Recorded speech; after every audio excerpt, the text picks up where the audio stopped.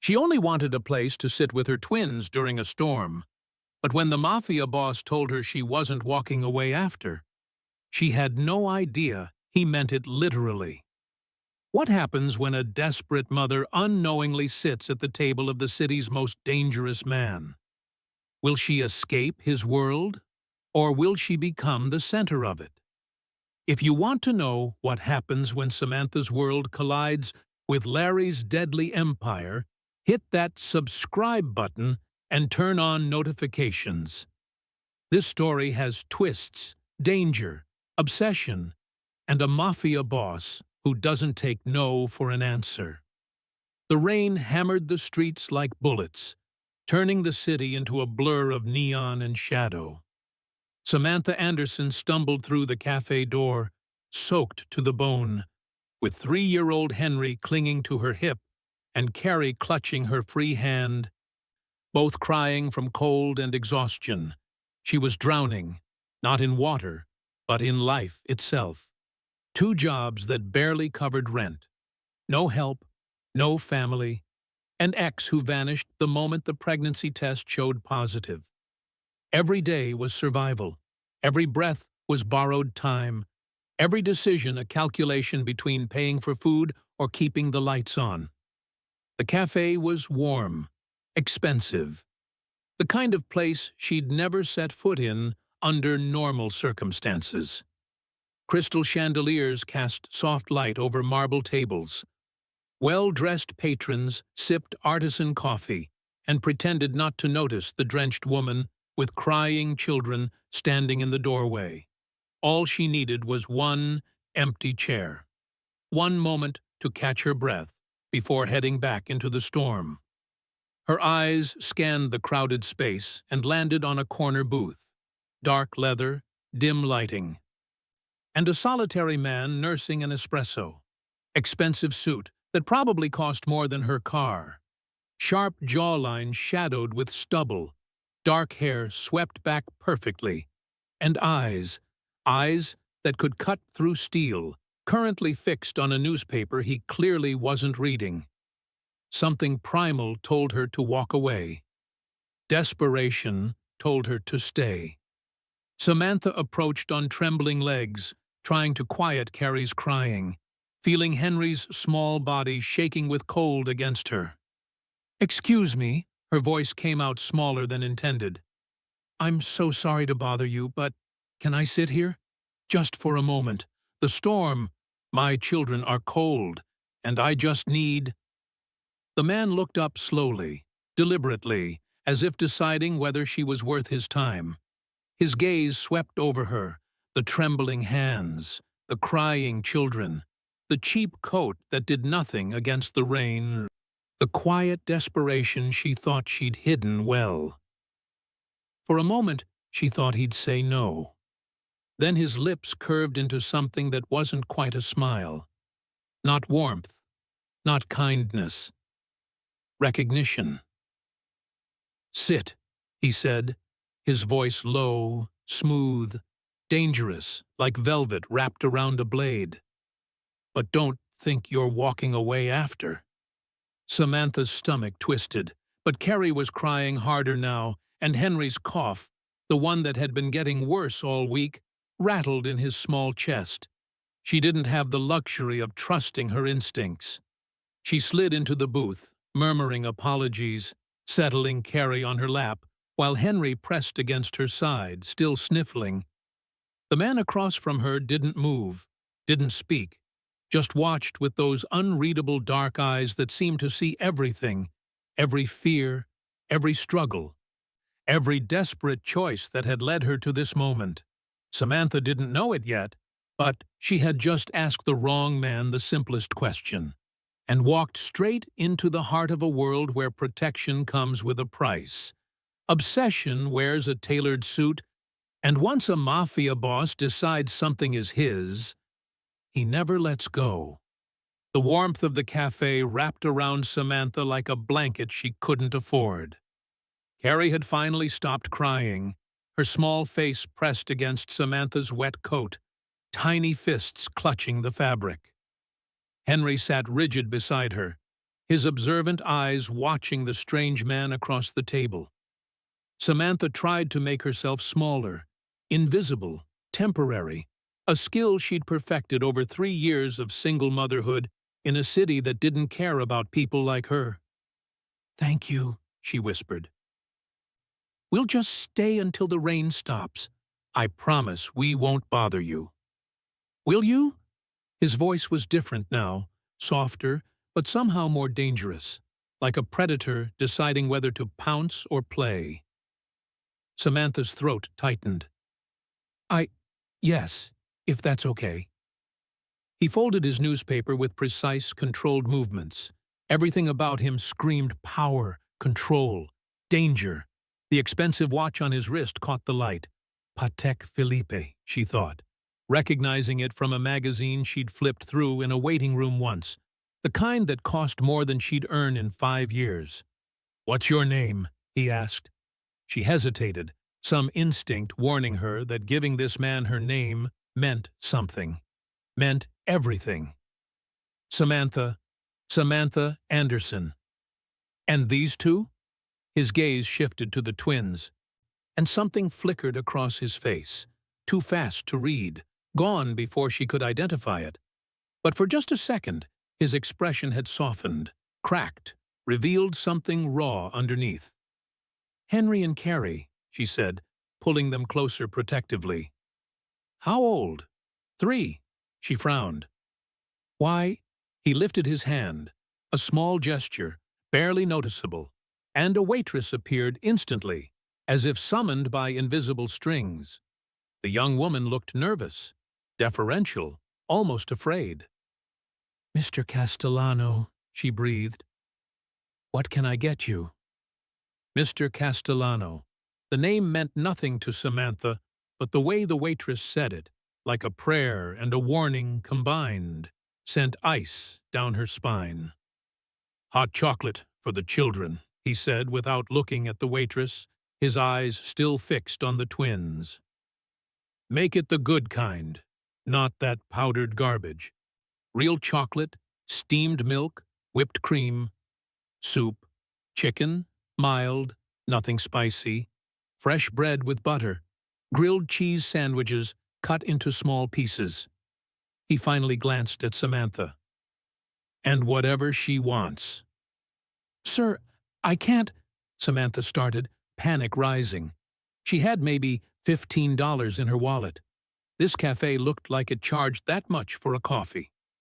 "You can," he interrupted, his tone leaving absolutely no room for argument. "And you will." "I don't even know." "Larry," he said.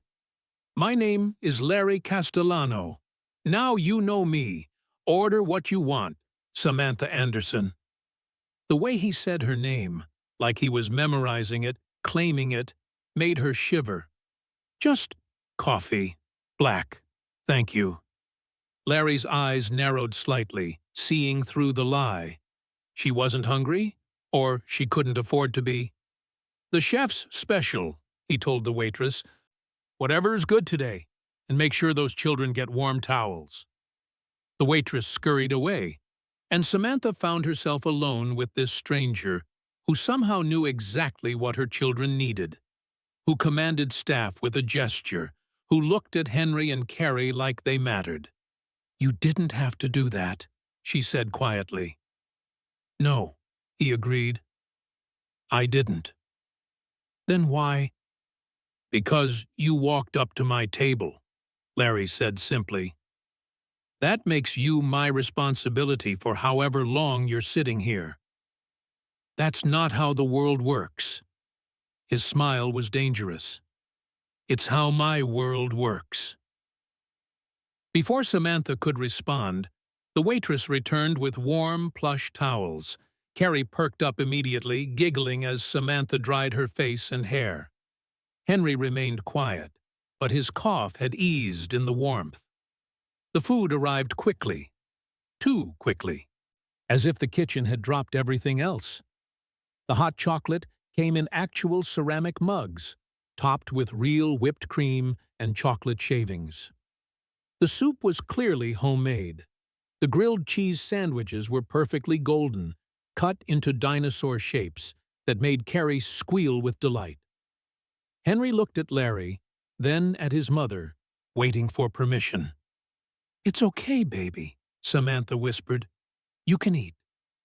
The twins dove in with the desperation of children who didn't get enough consistent meals.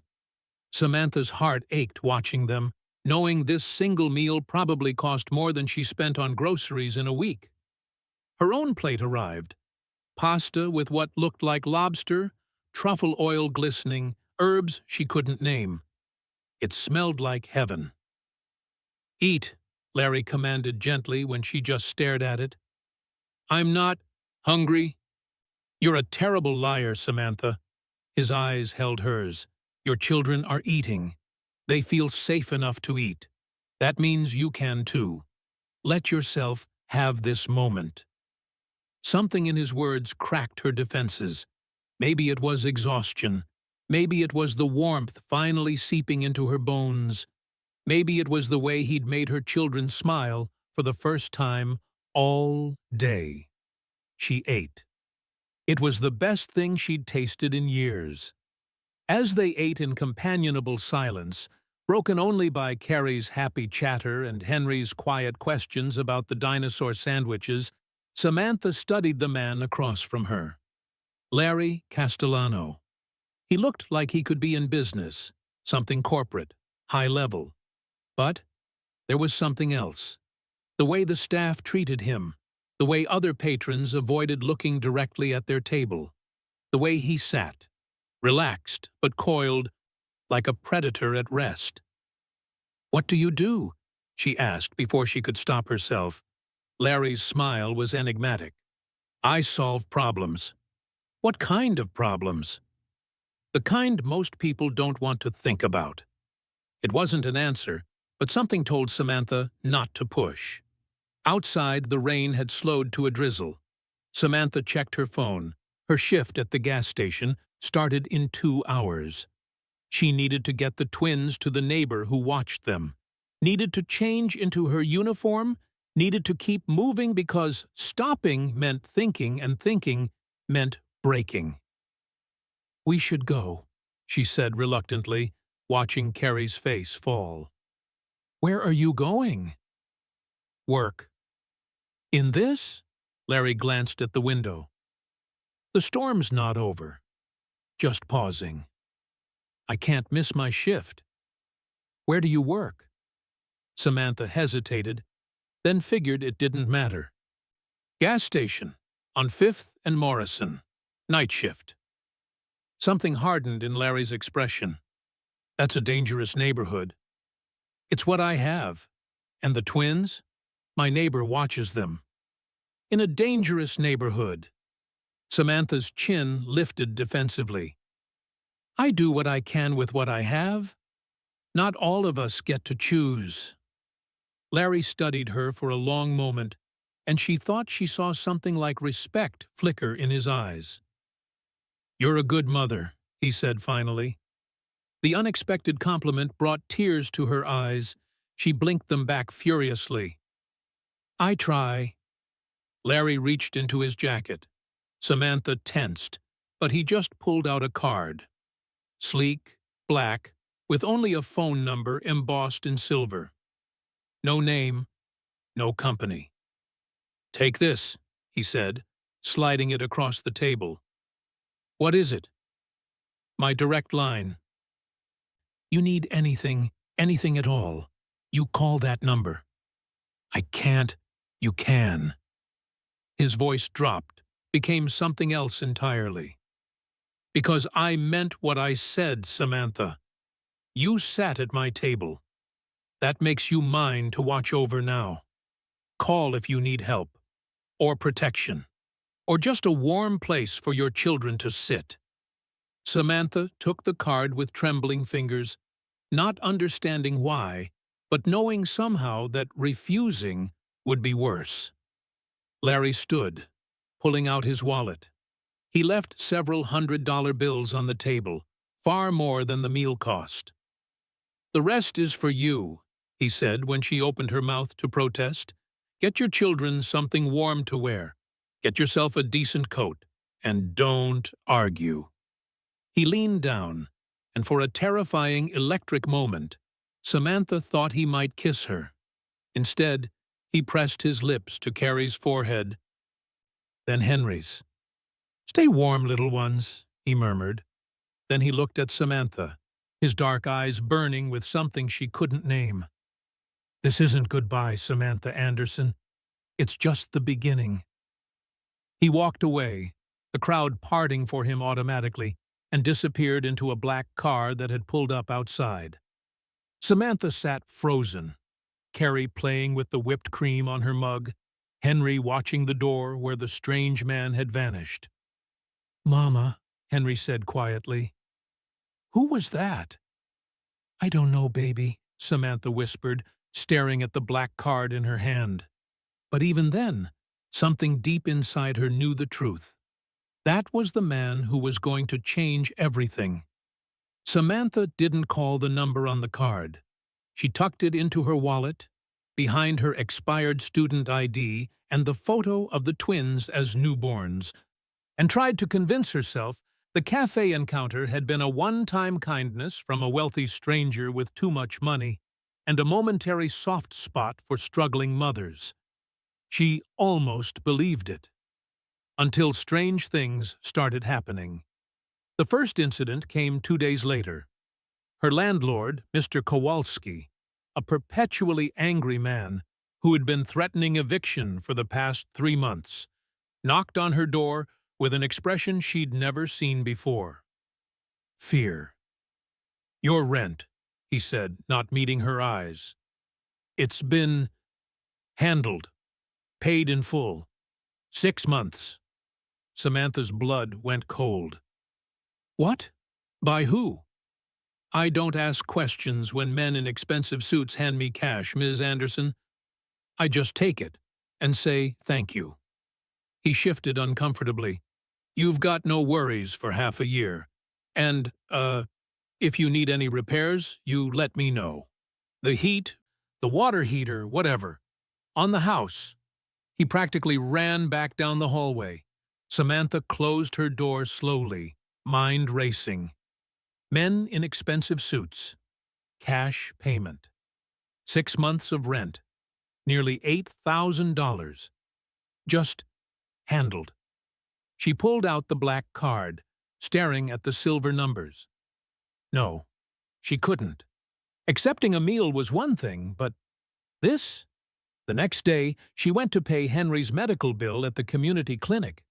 The receptionist looked confused when Samantha pulled out her carefully saved cash. "Ms. Anderson, your account shows 0 balance." "That's impossible. Henry's visit last week, the antibiotics, the inhaler, all paid. Yesterday, in full." The receptionist checked her computer again. "Says here it was an anonymous donation through our benefactor program." Samantha's hands shook. "How much was paid?" $1,200. Your balance is clear." $1,200. Gone. Just like that. That evening, she found a new car seat in her ancient Honda Civic. Top of the line, properly installed, with a note tucked inside. "Children deserve to be safe, L." The following morning, groceries appeared at her door. Not a small bag. Boxes of food. Real food. Fresh vegetables, quality meat.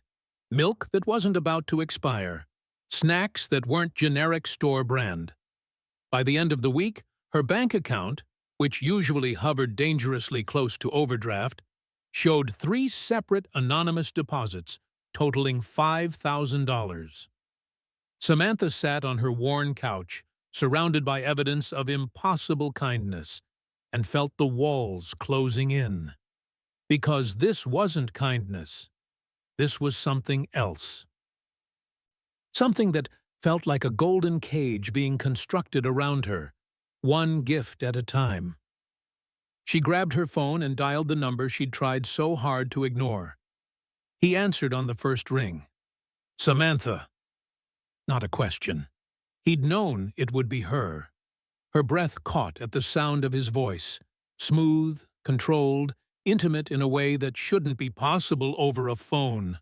"Who are you?" she demanded, trying to sound angry instead of terrified. "You know who I am." "No, I know your name. I don't know who you really are. I don't know why you're doing this. I don't know—" Her voice cracked. "I don't know what you want from me." A long pause. She heard the sound of a door closing, footsteps, then silence. "Larry Castellano," he said finally, each word deliberate. "I run a family business in this city. Import, export, real estate, construction. Various interests. That's not what I'm asking. Isn't it?" His voice dropped lower. "You want to know why I'm helping you? Why I can't seem to stop thinking about a woman with tired eyes and two beautiful children who asked for nothing but a place to sit out of the rain?" Samantha's heart hammered. "Yes, because you didn't ask for help," Larry said quietly. "You didn't beg, didn't try to use your children for sympathy, didn't play games. You just existed, survived, fought for them with everything you had. Do you know how rare that is?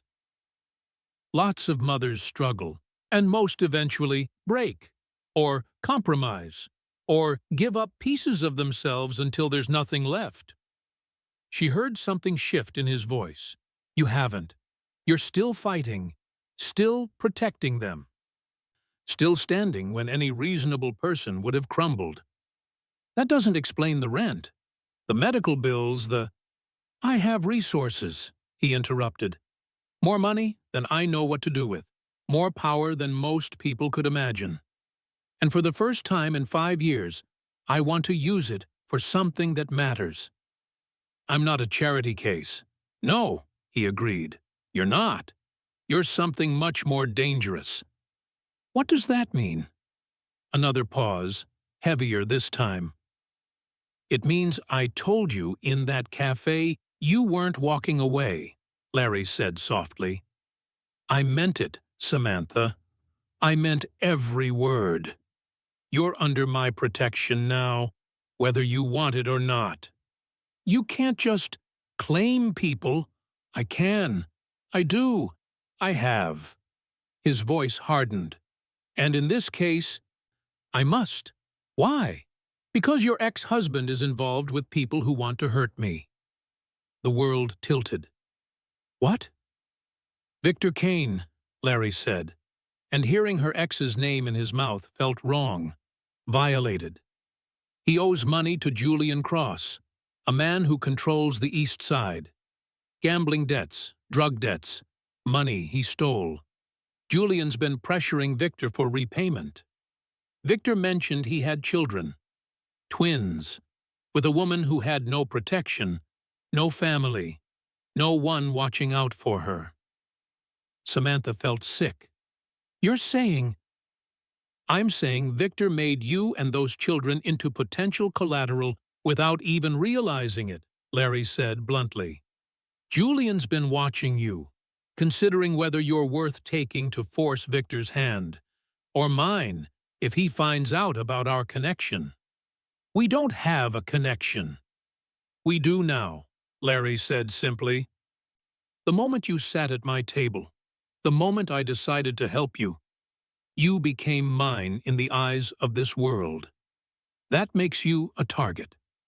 But it also makes you untouchable, because anyone who hurts what's mine learns exactly what happens when they cross Larry Castellano." Samantha couldn't breathe. This wasn't real. This couldn't be real. "This is insane." "This is my life," he corrected. "And now, whether you like it or not, it's touching yours.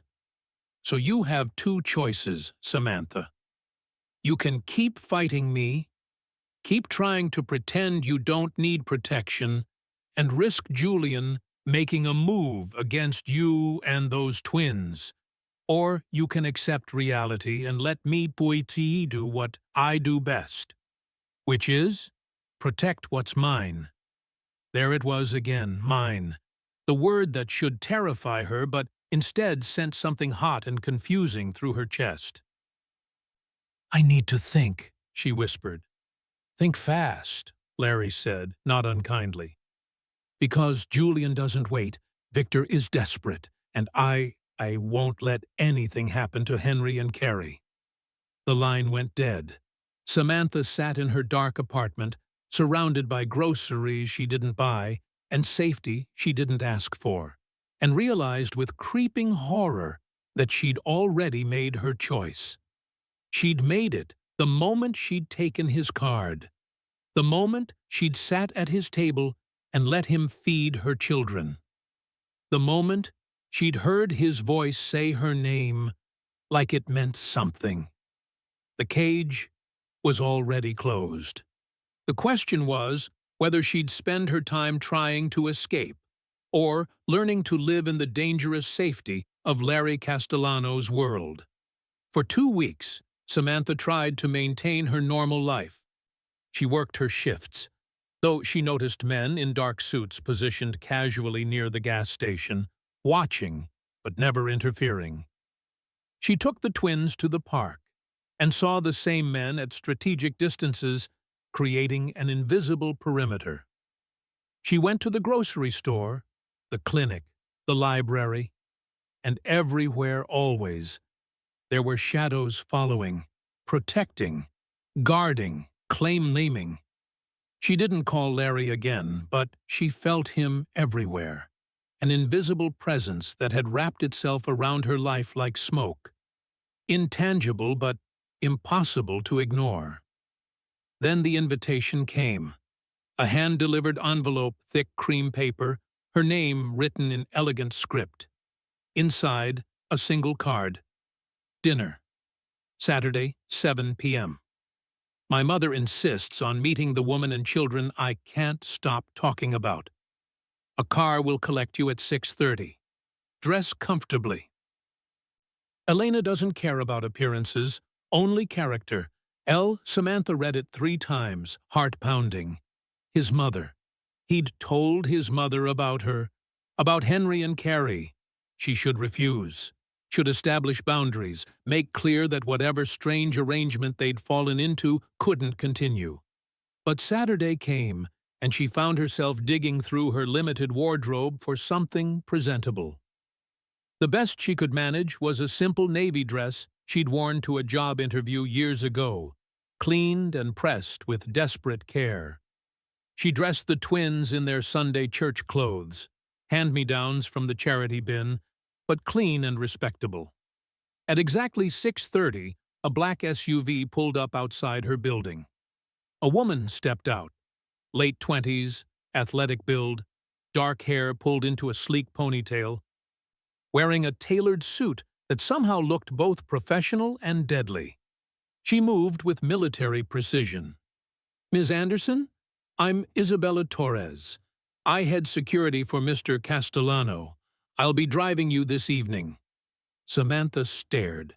Security? Of course he had security. Is this safe? She pulled the twins closer. Isabella's expression softened slightly. Safest car in the city, ma'am. Bulletproof glass, reinforced armor, enough security protocols to protect a head of state. Your children will be perfectly safe. You have my word. You give your word a lot in your line of work? Isabella's smile was genuine. Only when I mean it. Shall we? The drive took 40 minutes, leaving the struggling neighborhoods where Samantha lived and entering areas she'd only seen in magazines. The houses grew larger, the gates taller. The distance between properties wider. Old money. Real power.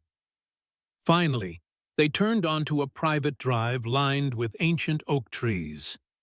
At the end sat a mansion that looked like something from a movie.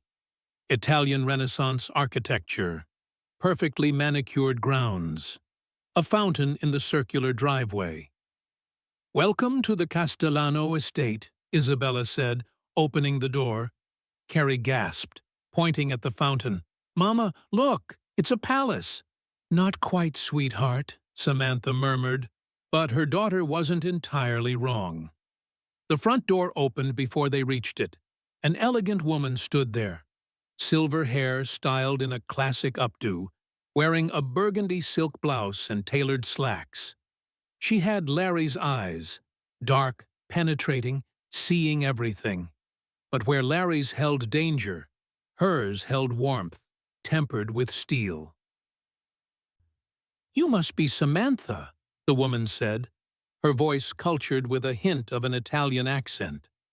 "I'm Elena Castellano, and these," she knelt down, eye level with the twins, "must be Henry and Carrie.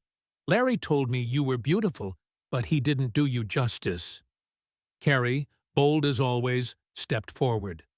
"You have a palace!" Elena laughed, a rich, genuine sound. "Do I? Well, then you must be royalty, because only royalty gets invited to palaces. Come inside, your highnesses. We have cookies fresh from the oven." That easily, Carrie was won over. Henry, more cautious, looked to Samantha for permission before taking Elena's offered hand. Inside was even more magnificent. Marble floors, art that looked centuries old, chandeliers that cast golden light across everything. But Elena led them away from the formal rooms to a cozy sitting area with comfortable sofas, a fireplace crackling warmly, and a coffee table already set with milk, cookies, and a tea service. "Sit, please," Elena said, settling the twins on a plush rug with coloring books and crayons that appeared from nowhere. "Larry is finishing a call. He'll join us shortly." Samantha perched on the edge of a sofa, feeling completely out of place. Elena poured tea, real tea, from a delicate china pot and studied Samantha with those penetrating eyes. "You're frightened," she said gently.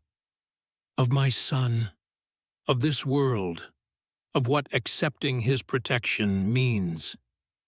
Samantha's hands trembled around the cup. "I don't understand any of this." "No," Elena agreed. "I don't suppose you would. Let me tell you something about my son, Samantha." "May I call you Samantha?" "Yes, ma'am." "Elena, please. We're going to be family after all." Samantha nearly dropped her tea. "I'm sorry, what?" Elena smiled.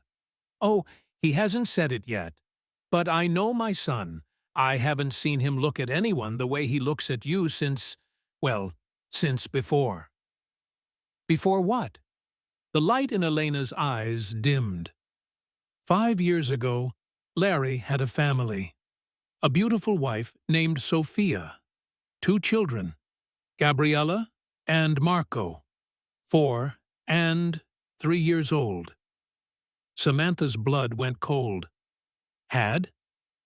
A rival family decided to send a message, Elena said softly, her voice heavy with old grief.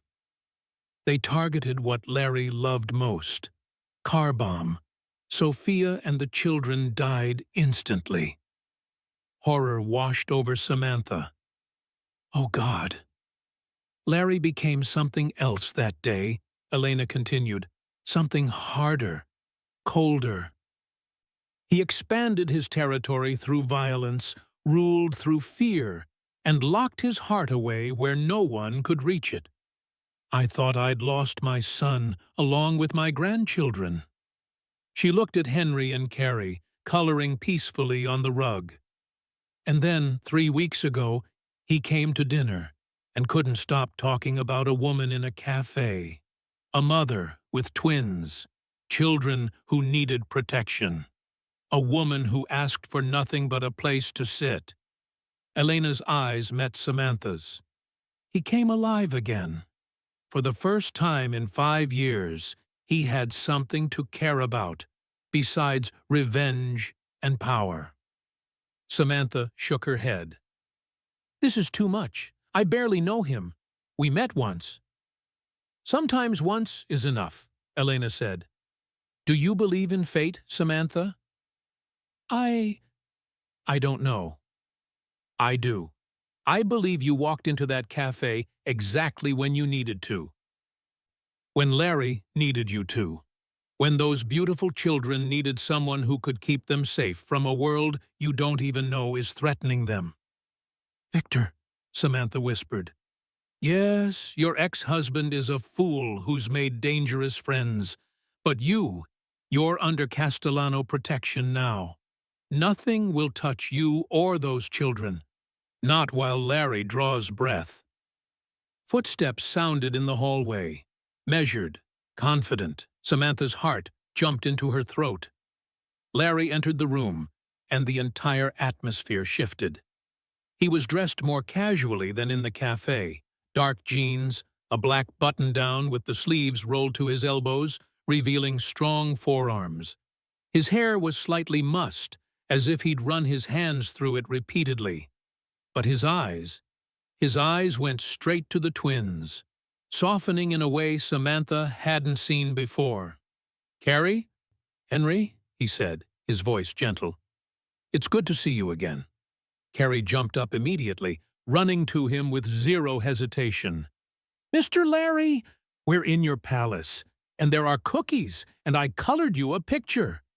She grabbed his hand, pulling him toward the rug. Henry watched more carefully, but when Larry knelt down and admired Carrie's crayon drawing with genuine interest, the little boy relaxed. Samantha watched, frozen, as this dangerous man, this mafia boss who apparently ruled through fear and violence, sat on the floor with her children and discussed the relative merits of different crayon colors with complete sincerity. Elena touched her arm gently. You see, he was made for this. Made to be a father. Made to protect. He just needed someone to remember how. I can't be that someone, Samantha whispered desperately. I'm nobody. You're the mother of 2 children who need him as much as he needs them, Elena interrupted. And whether you admit it yet or not, you need him too. Before Samantha could respond, Henry, quiet, observant Henry, climbed into Larry's lap and asked if he could read him the book about trucks on the coffee table. Larry's expression transformed. For just a moment, pure, raw emotion crossed his face. Joy, pain, grief, hope, all mixed together into something that looked like healing. I'd love to, Henry, he said quietly, and began to read. Samantha watched her son, who'd been abandoned by his father, who'd learned not to trust men, who barely spoke to strangers, relax completely against Larry's chest, following along with the pictures. And she felt something inside her crack. A wall she'd built carefully over 3 years of single motherhood, a defense against hoping for things she couldn't have, a resistance to the dangerous, impossible possibility of letting someone in. Elena squeezed her hand. Stay for dinner, my dear. Let's get to know each other. Let those children feel safe and full and happy for one evening. The rest, we can figure out the rest later. Samantha looked at her twins, Carrie chattering away, Henry peaceful in a way he never was, and made a decision that terrified her. Okay, she whispered. We'll stay. Elena smiled. Good, because I suspect you're going to be spending a lot more time here, and between you and me, this house has been far too quiet for far too long. Dinner, Samantha would learn, was just the beginning of learning what Larry Castellano's protection really meant, and how deeply he was already invested in claiming her as his own. Dinner was surreal. The formal dining room could have seated 20, but Elena insisted they eat in the smaller family dining room. More intimate, she'd said with a knowing smile.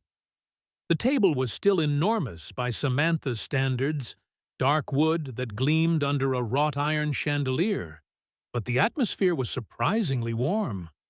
Staff appeared and disappeared like ghosts, setting plates, pouring wine, water for Samantha, who needed to stay clear-headed, bringing course after course of food that made Carrie squeal with delight, and even Henry forget to be cautious. But it was the conversation that unmade Samantha. Larry asked the twins questions with genuine interest. What were their favorite animals? What games did they like? What stories did Mama read before bed? Carrie answered enthusiastically, climbing onto the chair next to Larry's midway through the meal. Henry watched for a while before quietly asking if Larry had any dogs. "Not yet," Larry said, his eyes flicking to Samantha with something that might have been a question. "But I've been thinking about getting one. Maybe a big, gentle breed, good with children. What do you think, Henry? Would you like to help me choose one someday?" Henry's eyes went wide. "Really? Really? Can we, Mama?" Carrie bounced in her seat. "Can we help pick a doggy?" Samantha felt trapped.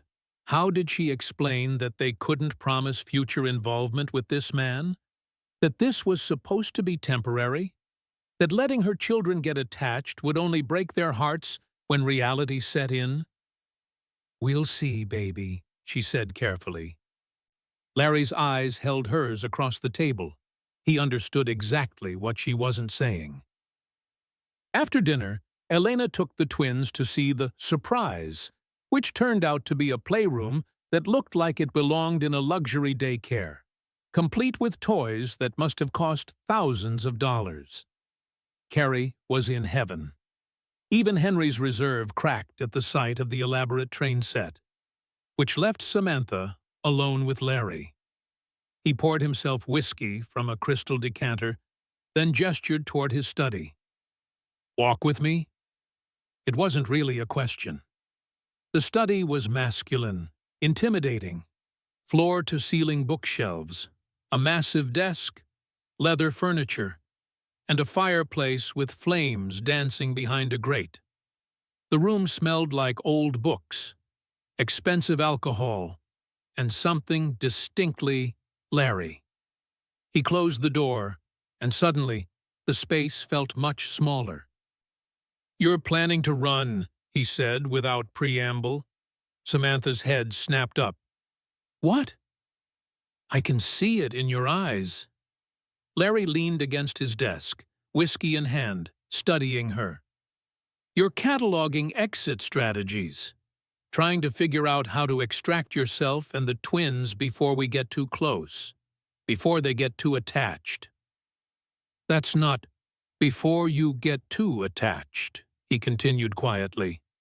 The air left her lungs. Larry set down his glass and moved closer, not threatening, but deliberate, giving her space to retreat if she wanted. She didn't move. "I need to tell you something," he said. "Something that will make you understand why I can't let you go. Why I won't." "Larry, 5 years ago," he interrupted, "I had everything. A wife I adored. 2 children who were my world. I thought I was invincible. Thought my power could protect them from anything." His jaw clenched, and Samantha saw the effort it took him to continue. "I was wrong. My enemies found the one weakness I had. My family. They didn't just kill Sophia and the children. They made sure I knew it was my fault. My choices. My world that destroyed them." "That's not true, isn't it?" His eyes were haunted. "If Sophia had married anyone else, she'd be alive. If those children had any father but me, they'd be 7 and 8 now, playing, laughing, living." Samantha's throat tightened. "You can't blame yourself for what evil people did." "Can't I?" He stepped closer, and she could smell his cologne, something expensive and dark. "After they died, I became the monster my enemies thought I was. I destroyed everyone connected to their deaths, not just the men who planted the bomb, but their families, their organizations, their allies. I painted this city red with blood and told myself it was justice. Was it? No, he said flatly. It was grief, rage, a desperate attempt to fill the hole they left behind. And nothing worked.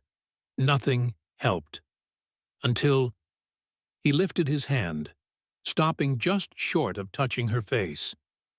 Until a woman with exhausted eyes and two beautiful children asked if she could sit at my table. Samantha's breath caught. When I looked at Henry and Carrie, Larry continued, his voice dropping to something raw and honest, I saw them, my children. The same age they would have been, the same innocence, the same need for protection. And when I looked at you, saw how you were fighting for them, sacrificing everything. He stopped, jaw working. I saw a second chance, he finished. A chance to do what I failed to do before. To protect, to provide, to keep safe what matters most. We're not your second chance, Samantha whispered, even as her heart cracked at the pain in his eyes. We're not a replacement for what you lost. No, he agreed. You're not. You're something different. Something I didn't expect and can't explain. But Samantha, his hand finally made contact, thumb brushing her cheek. I know what's coming. I know Victor's debts, Julian's plans, the danger circling closer. And I know that if I don't protect you, if I don't claim you as mine publicly and completely, someone will try to use you against me. Or worse, they'll hurt you just to prove they can. So this is just protection, she said, trying to keep her voice steady. Just strategy. Larry's eyes darkened. If that's all it was, I could have just assigned security and written checks from a distance. But I can't. I can't stop thinking about you. Can't stop wanting to see those children safe and happy. Can't stop imagining. He cut himself off, but the damage was done. Imagining what? Samantha pressed, her heart hammering. Imagining what it would be like if this was real, Larry said roughly. If you weren't here out of obligation or fear or necessity. If those children called me something other than Mr. Larry. If I could come home and know you were here, safe, mine. The word again, mine. You barely know me, Samantha protested weakly. I know you're the strongest person I've ever met, Larry said. I know you put your children first, even when it costs you everything. I know you didn't ask for help because you're too proud, too used to surviving alone. I know you're terrified right now, but you're still standing here, still fighting, still trying to protect your children from a world you don't understand. His other hand came up, cradling her face now, his touch gentle, despite the violence she knew those hands were capable of. I know that in 3 weeks, you've made me feel more alive than I've felt in 5 years, he said quietly. And I know that I'm being selfish, pulling you into my world, making decisions for you, whether you want them or not. But Samantha, I can't let you go. I won't, even if you hate me for it. I don't hate you, she whispered, and realized with shock that it was true. She should. This was insane. He was dangerous. This whole situation was impossible. But she didn't hate him. What do you feel? Larry asked, his thumb tracing her lower lip. Terrified, she admitted. Confused. Overwhelmed. What else? Safe, she breathed. For the first time in years, I feel safe. And that scares me more than anything. Larry's expression softened into something that might have been tenderness on a less dangerous man. Then let me keep you safe, he murmured. Let me protect you and Henry and Carrie. Let me give you a life, where you don't have to choose between rent and food, where your children don't wear hand-me-downs unless you want them to, where you can sleep without wondering if tomorrow's the day everything falls apart. And what do you want in return? His smile was almost sad. For you to stay, for those children to be happy. For the chance, just the chance, that someday you might look at me and see something other than the monster everyone else sees. Before Samantha could respond, before she could process the weight of his words, Elena's voice called from the hallway. "Larry! Samantha! The children are asking for you." The moment broke. Larry stepped back, his mask sliding into place, the vulnerable man disappearing behind the controlled mafia boss. "We should go," he said. But as they walked toward the playroom, Larry's hand found the small of her back. Possessive, protective, claiming, and Samantha realized something terrifying. She'd already made her choice. The moment she'd let him touch her face. The moment she'd admitted feeling safe. The moment she'd looked into his eyes and seen not a monster, but a broken man trying to be good again. Elena was right. Sometimes once was enough. Sometimes fate arrived in the form of a desperate woman and a dangerous man, and two children who needed them both. And sometimes the only choice was to surrender to the inevitable. 3 days later, Samantha's carefully maintained denial shattered. She was finishing her shift at the gas station. It was nearly midnight, the neighborhood quiet in that dangerous way that meant trouble could explode without warning, when the door chimed. 3 men entered, not customers. Wrong body language, wrong energy. Samantha's hand moved toward the panic button beneath the counter, the one Larry's people had insisted on installing last week.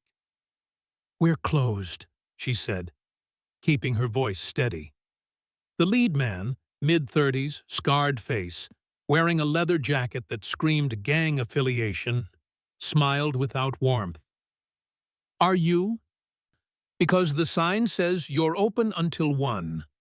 I'm closing early tonight." "That's disappointing." He moved closer to the counter, and his companions fanned out, blocking the exits. "We came all this way to meet the woman who's got Larry Castellano so worked up." Ice flooded Samantha's veins. "I don't know what you're talking about." "No?" The man pulled out his phone, showing her photos, her leaving the Castellano estate, Larry's hand on her back, Henry and Carrie playing in Elena's garden. Isabella drives them in the armored SUV. "See, we've been watching," the man continued. "And we're curious.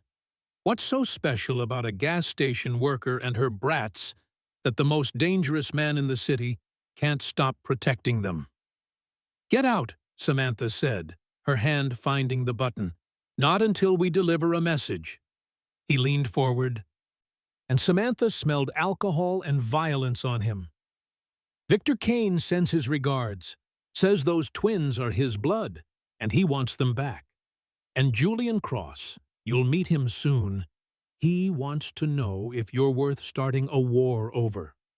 The panic button pressed. The man's smile widened. "Oh, we know about the button, sweetheart. We know about the guards outside. Don't worry, they're occupied. We know about all of Larry's little precautions. But here's what Larry doesn't know yet." He pulled out a knife, casual, like it was nothing. "You're not as protected as you think. And those twins? They're real easy to grab from a daycare. Real easy to make disappear. Unless—" The door exploded inward. Larry Castellano entered like a force of nature. Silent, deadly, radiating violence so thick the temperature seemed to drop. Behind him, 4 of his men spread out with military precision. Isabella was there too, blood on her knuckles, fury in her eyes. "I believe," Larry said, his voice cold enough to freeze hell, "you gentlemen were leaving." The lead man paled, but tried to bluster. We're just delivering a message. I got your message. Larry moved forward, and the man stumbled backward. Now, you get mine. It happened so fast, Samantha barely saw it. One moment, Larry was across the room. The next, he had the man pinned against the wall by his throat, knife clattering to the floor.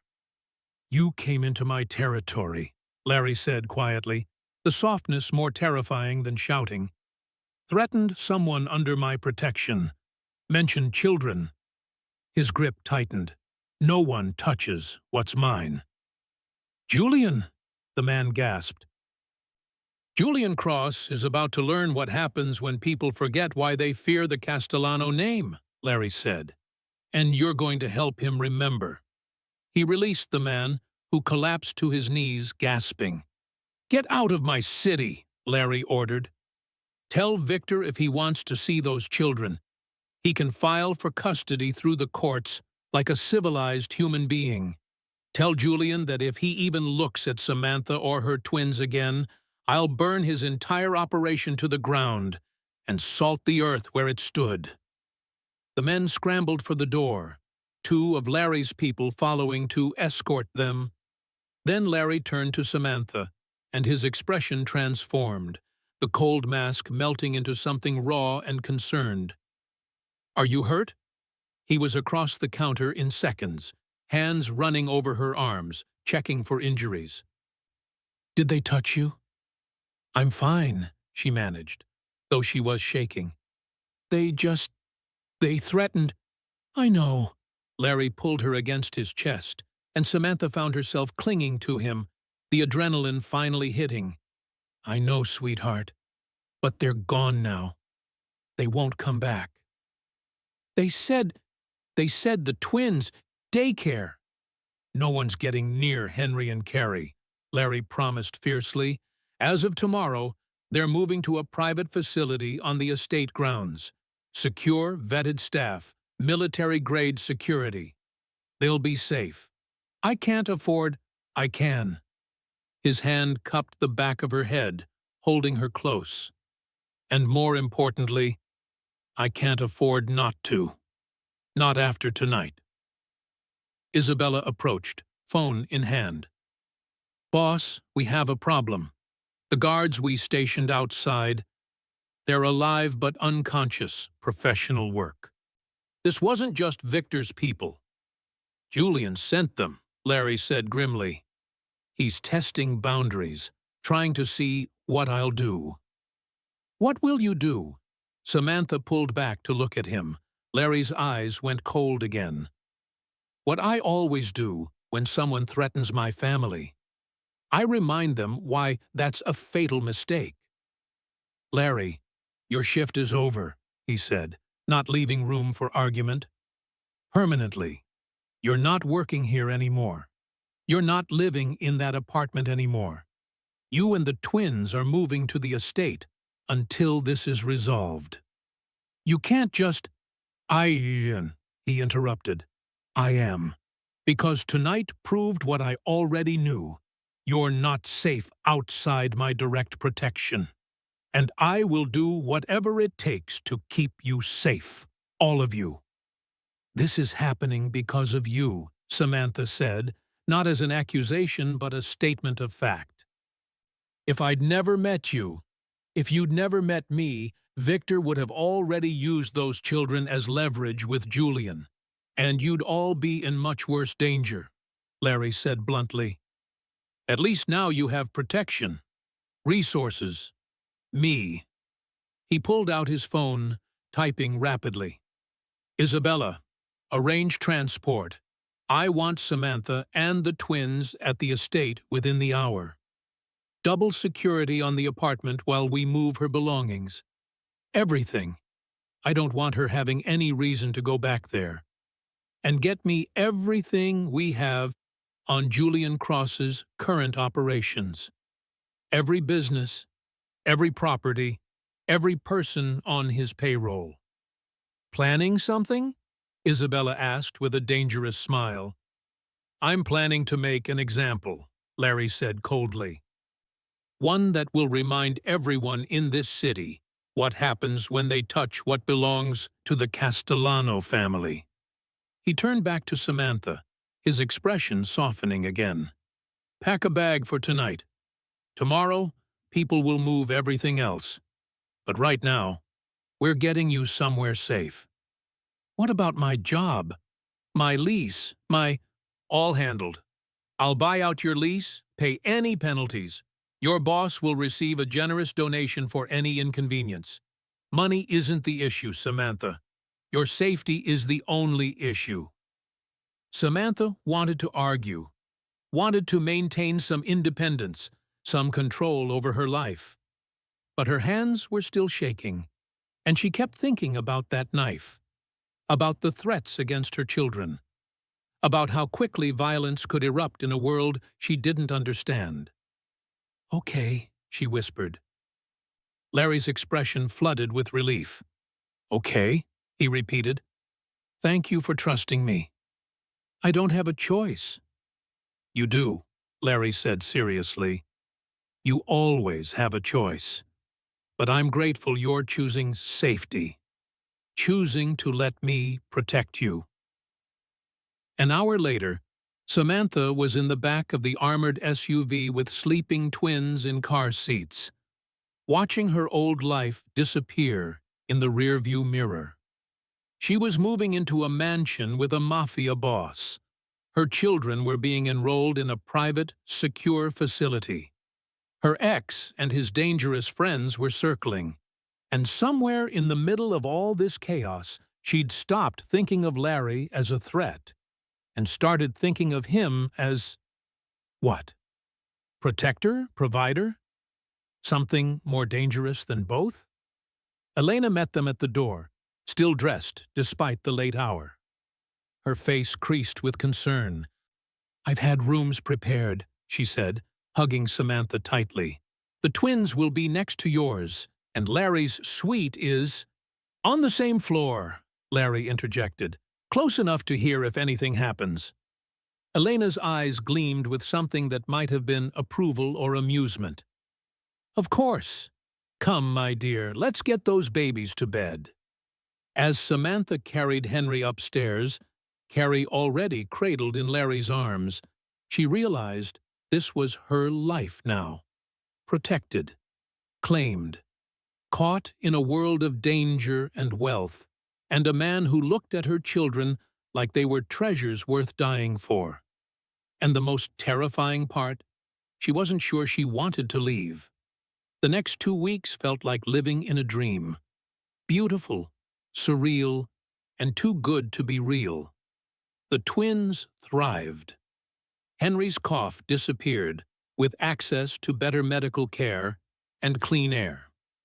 Carrie bloomed under constant attention and security that let her be fearlessly 3 years old. They attended the estate's private daycare, really more of a luxury preschool, where Elena volunteered daily, doting on her grandchildren, as she'd taken to calling them. Samantha had her own suite, bedroom, sitting room, private bathroom with a tub that could fit 3 people. Her closet was mysteriously filled with clothes in her size, tasteful and expensive. When she protested, Elena waved her off. "You're family now. Family doesn't wear 3-year-old clearance rack items." Larry was everywhere and nowhere, present at breakfasts, playing with the twins before their bedtime, appearing at random moments throughout the day. But he never pushed, never demanded, never made Samantha feel trapped. He just existed in her space, solid and protective, until she started seeking him out instead of avoiding him. It started small. A question about the estate. A thank you for a gift left in her room. A conversation about Henry's progress in daycare. Then longer talks, discussions about books in his study. Quiet moments watching the twins play in the garden. Late-night conversations where Larry told her about his childhood, his father's death, the weight of the family business. He never hid what he was, never pretended he wasn't dangerous. wasn't involved in things she didn't want to know about. But he separated that world from the one he created for her and the twins, building a bubble of normalcy inside a life of violence. And Samantha found herself falling. Not quickly, not dramatically, but slowly, inevitably, like water wearing down stone. Falling for the way he remembered Henry liked his sandwiches cut diagonally, for how he never raised his voice around the children, for the gentleness in his hands despite their capacity for violence, for the way he looked at her, like she was precious, important, worth protecting. 2 weeks in, Elena caught her watching Larry play with the twins in the garden. "You care for him," Elena said softly. Samantha didn't deny it. "I don't know how to reconcile it. The man I see with my children versus what I know he does."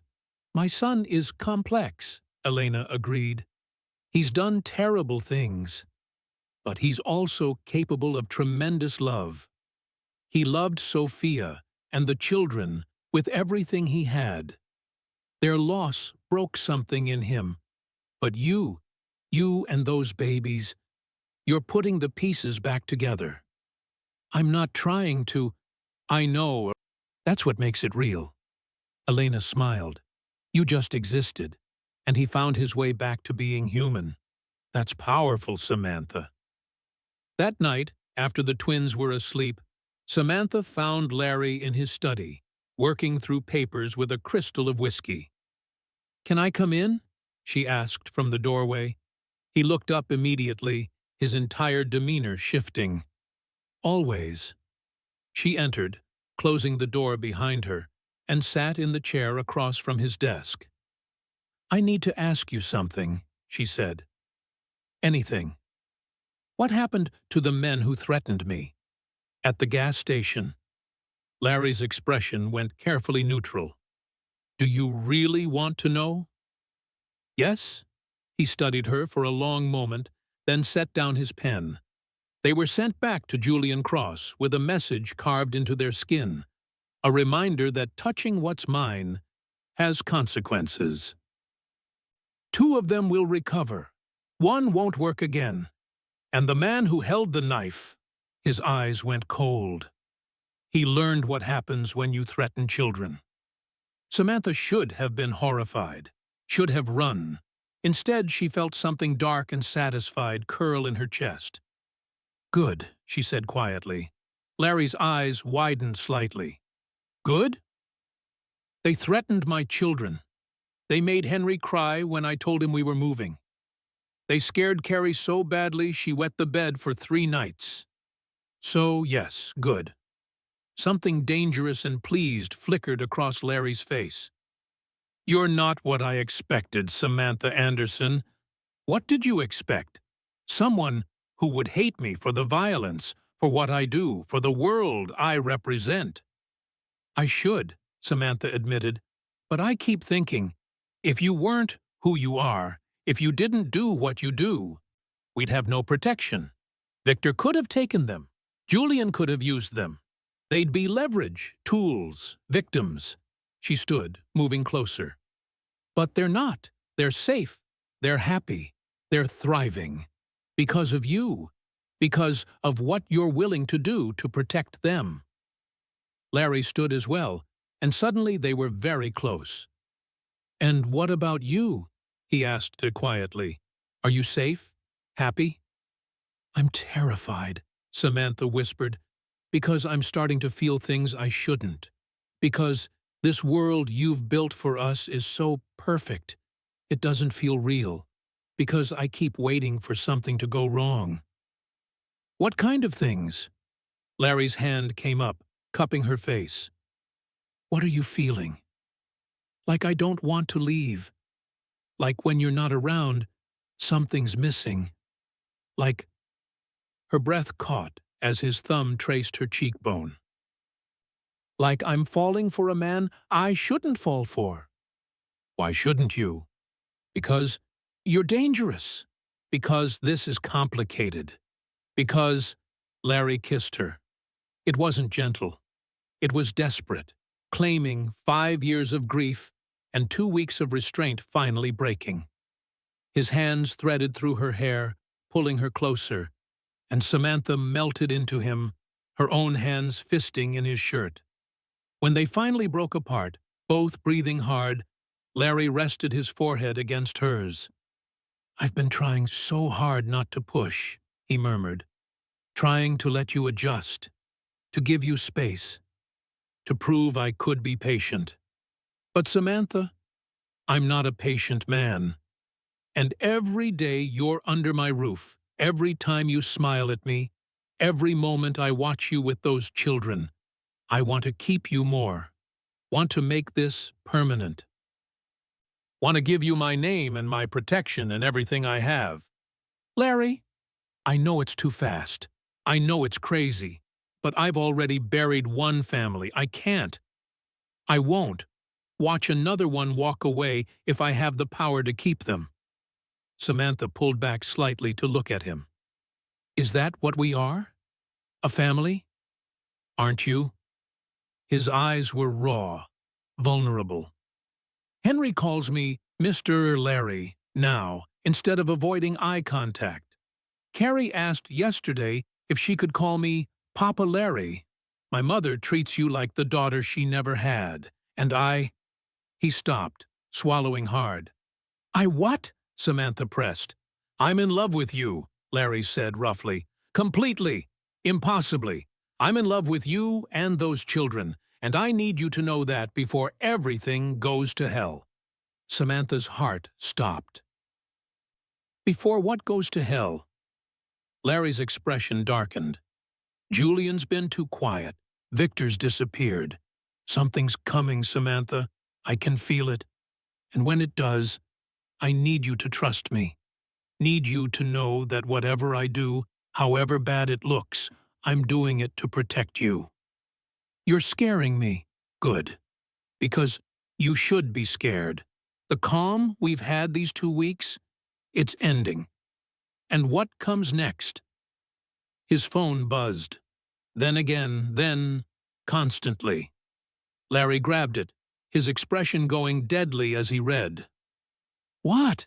Samantha demanded. "What is it?" He looked up, and she saw something in his eyes that terrified her. "Carrie's daycare called. She didn't show up for the afternoon snack. They thought Elena had taken her early." The world stopped. "Where's Elena?" Samantha's voice was someone else's. "In the garden with Henry." "She doesn't have Carrie." Samantha's legs gave out. Larry caught her, holding her upright even as he barked orders into his phone. "Full lockdown. Every camera, every guard, every asset we have. Find my daughter." "My daughter," he'd said, because that's what Carrie had become. And now she was gone. The next 6 hours were the longest of Samantha's life. The estate transformed into a military operation. Men in dark suits swarmed the grounds. Isabella coordinated with terrifying efficiency. Elena held Henry, who was screaming for his sister, while Samantha sat in Larry's study, unable to move, unable to think, unable to do anything but replay every decision that had led to this moment. Larry was a force of controlled rage. He'd disappeared into what Elena called the war room, a secure space where the family conducted their real business. Samantha could hear his voice through the walls, cold and lethal, issuing orders that made grown men flinch. At hour 3, Isabella brought news. "We found the van, abandoned 2 miles from here. Professional job. No prints, no DNA, cameras were disabled, but we found this." She held up a phone in an evidence bag. On the screen was a photo of Carrie crying in an unfamiliar room. And a message. "Trade. You for the child. Tonight. Warehouse District, Pier 17. Midnight. Come alone, or she dies." Samantha lunged for the phone. "Let me see her. Let me—" "She's alive," Isabella said gently. "Scared, but unharmed. They know Larry will kill them if they hurt her. They're using her as leverage, not a victim." Leverage for what? For Larry to walk into a trap. The study door opened. Larry entered, and Samantha barely recognized him. This wasn't the gentleman who read bedtime stories. This was the mafia boss who ruled through fear. Cold, calculating, deadly. But when he saw Samantha, his expression cracked. "I'm going to get her back," he said. "I swear to you, I'm bringing her home." "They said come alone. It's a trap." "I know." "Then you can't go." Larry knelt in front of her, taking her hands. "Samantha, listen to me. Julian has Carrie because he thinks he can force me to trade myself for her. He thinks my love for you and the twins is a weakness he can exploit. He's right about the love, wrong about the weakness." "What are you saying?" "I'm saying I'm going to that warehouse. But I'm not going alone, and I'm not going unprepared. Julian thinks he's smart. He's about to learn he's just dead." His phone buzzed. He checked it, and his expression went darker. "Dante," he said, the name dripping venom. "My lieutenant. Isabella just confirmed he's been feeding Julian information for months. He helped plan the kidnapping." Betrayal. From inside. "Why," Samantha whispered. "His brother died 5 years ago in an operation I ordered. Dante blamed me. I thought we'd worked through it. I was wrong." Larry stood, his voice going cold again. "But he'll pay for it. They all will." He turned to Isabella. "Mobilize everyone. I want 50 men positioned around that warehouse. Snipers on adjacent buildings. Drones with thermal imaging. The moment I have Carrie, you light that place up." "And if they have more hostages?" Isabella asked. "They don't. Julian's not that smart. He thinks one child is enough leverage. He's wrong." Larry pulled Samantha to her feet, his hands framing her face.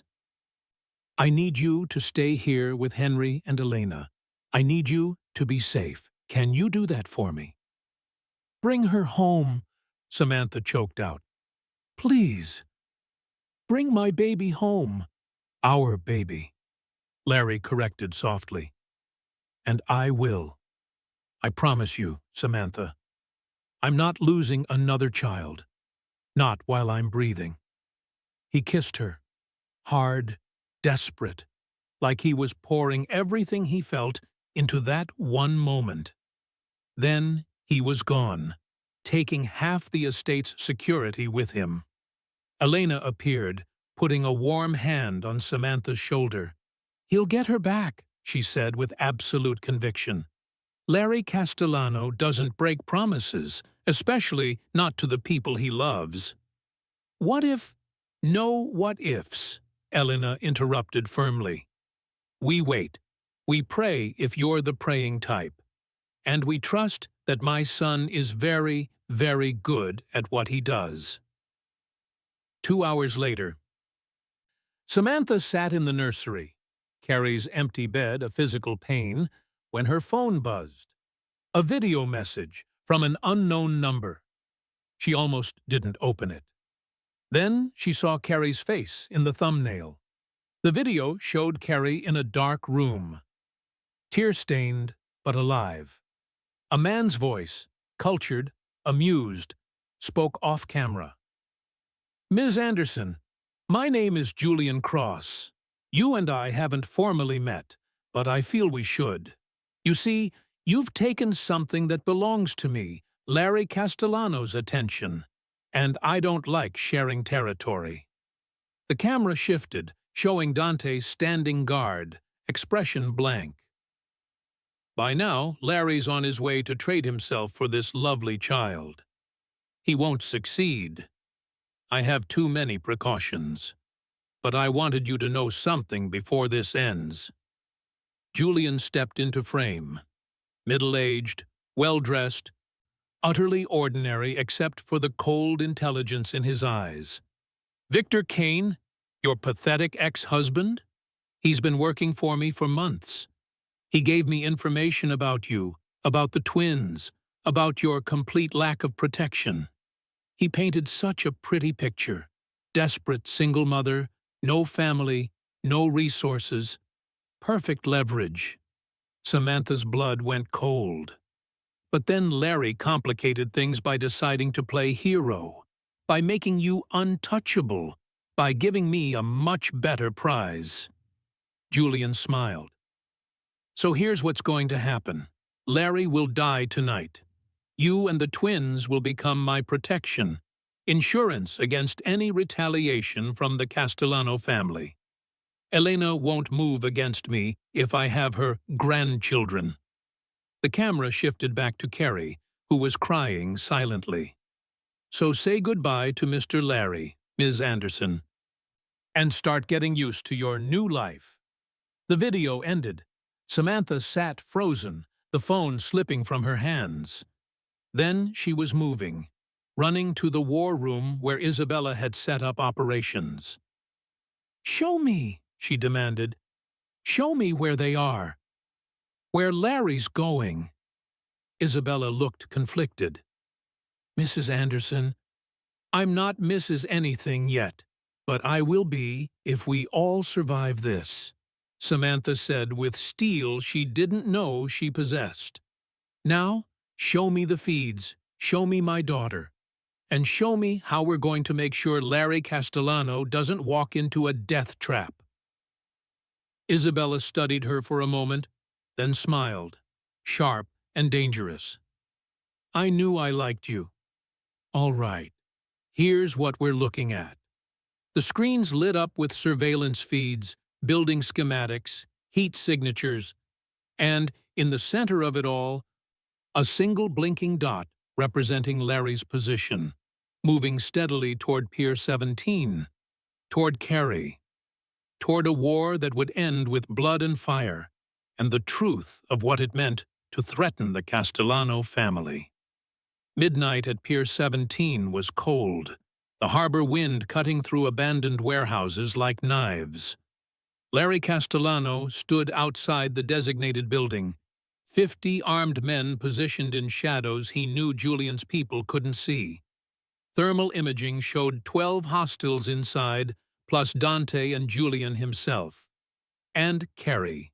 His Carrie. Scared, but alive. "Remember," he said into his comm, "the child is priority one. Everyone else is expendable." "Copy that, boss," Isabella's voice crackled back. "We have green light on your signal." Larry checked his gun, loaded, safety off, and walked through the warehouse door.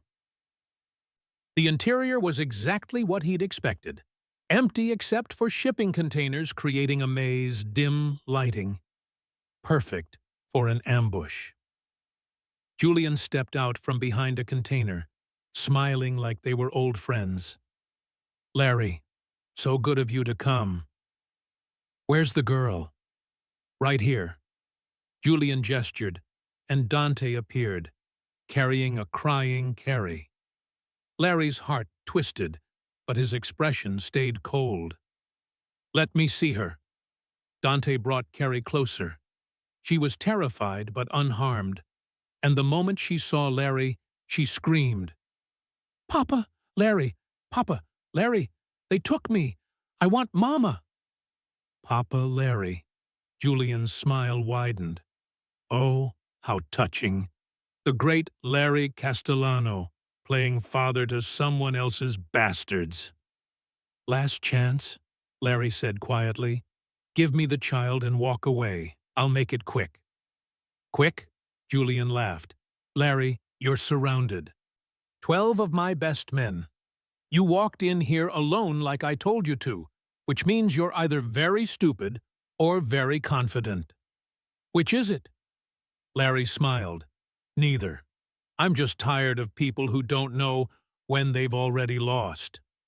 He raised his hand. The signal. The warehouse exploded with controlled violence. Windows shattered as snipers took out Julian's men with surgical precision. Doors burst open as Larry's people flooded in.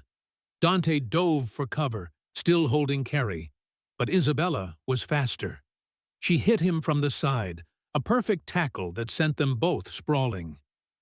Carrie rolled free, crying, and Larry was there instantly, scooping her up, shielding her with his body. "I've got you, baby girl," he murmured, even as gunfire erupted around them. "Papa's got you. You're safe." He ran for the exit, Isabella covering their six, as his men systematically took apart Julian's operation. Dante, bleeding from a head wound, pulled his gun. "This is your fault," he screamed at Larry. "My brother died because of you. Everything I've lost. Your brother died because he made a choice," Larry said coldly. Carrie pressed against his chest.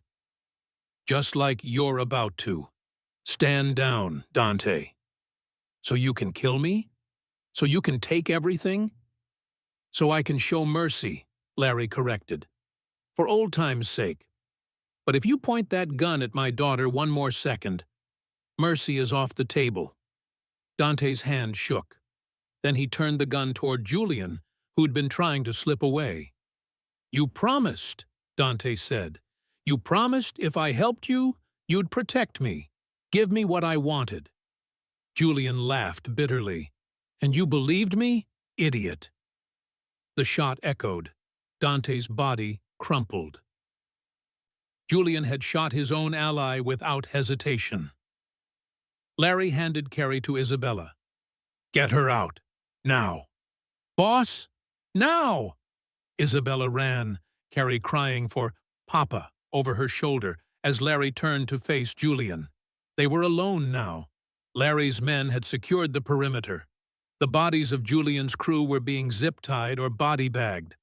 Just the two of them. "You made a mistake," Larry said conversationally, pulling his gun. "A fatal one." "Did I?" Julian backed toward a container. "I still have Victor. Still have leverage." "Victor's dead," Larry interrupted. "My men found him 3 hours ago in a hotel room. Overdose. Tragic, really. He was about to testify against you in exchange for immunity." Julian's face went pale. "You're lying." "I'm not." Larry advanced slowly. "You lost, Julian. Your operation's done. Your men are gone. Your leverage is safe with her mother. And you," he raised his gun, "you threatened my family." "Wait." The shot was clean, precise, professional. Julian Cross crumpled, and Larry felt nothing but cold satisfaction. He spoke into his calm. "It's done. Clean up crew, move in. And someone tell Samantha I'm bringing Carrie home." The estate was blazing with lights when Larry returned. Elena met him at the door, tears streaming down her face. "Carrie? Safe, unhurt, already asleep in Isabella's car." Then Samantha was there, running, and Larry barely had time to brace before she collided with him. She was crying, shaking, holding him like he might disappear. "You came back," she sobbed. "You came back. I promised." Larry wrapped his arms around her, breathing her in. I told you, I don't break promises to the people I love." Isabella carried in sleeping Carrie, and Samantha immediately took her daughter, clutching her close, tears falling on the toddler's hair. Henry appeared with Elena, and the little boy threw himself at Larry's legs. "You saved Carrie. You're a hero." Larry knelt, pulling Henry into a hug. "I just did what any papa would do, protected my family." Henry pulled back, looking at Larry with his serious, observant eyes. "Are you our papa now?" The question hung in the air. Larry looked at Samantha, who was watching him with her heart in her eyes. "That depends," Larry said carefully. "Would you want me to be?" "Yes." Carrie had woken up, and despite everything she'd been through, she was smiling. "You're Papa Larry, and Mama loves you, and we're a family."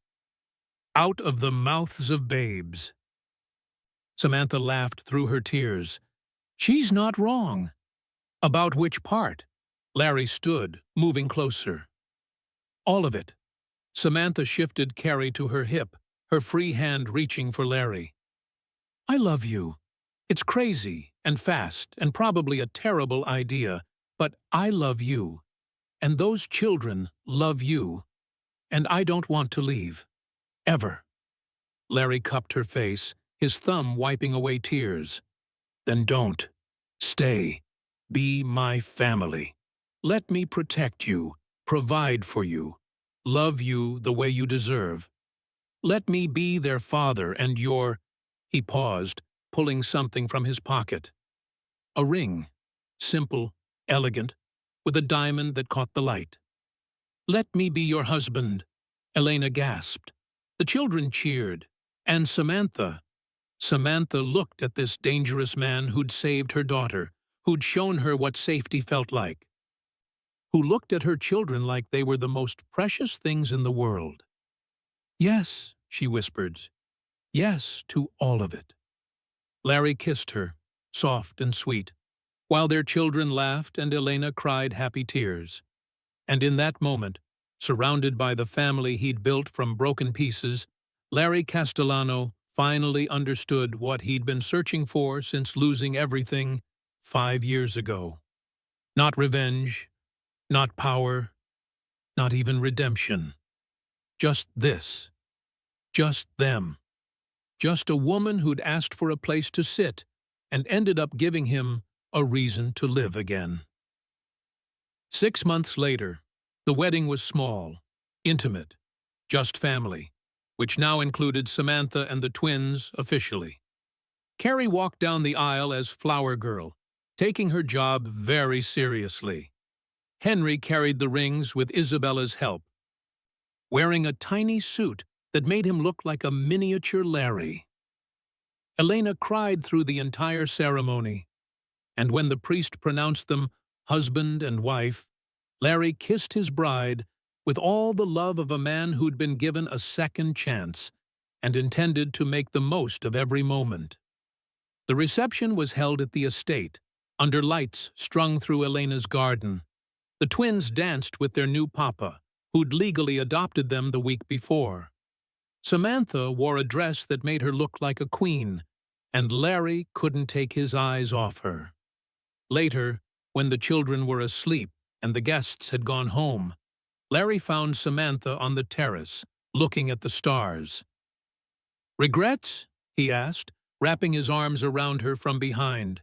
"Not one." She leaned into him, "Though I do think about that night in the cafe sometimes. I wonder what would have happened if I'd chosen a different table." "I would have found you anyway," Larry said confidently. "Oh, really? Really?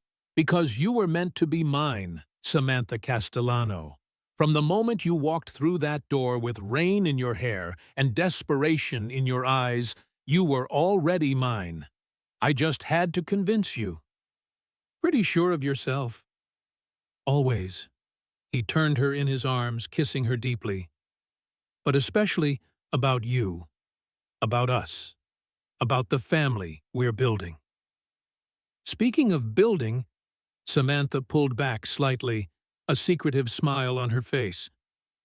"There's something I need to tell you." Larry's eyes widened. "Are you 3 weeks along? I wanted to wait until after the wedding to tell you, but—" He kissed her again, joy flooding through him. "Another one," he breathed. "Another child to protect and love and—" "Or 2, Samantha said. "Twins run in my family, remember?" Larry laughed, full and genuine, the sound of a man completely, impossibly happy. Then I guess we'll need to expand the nursery.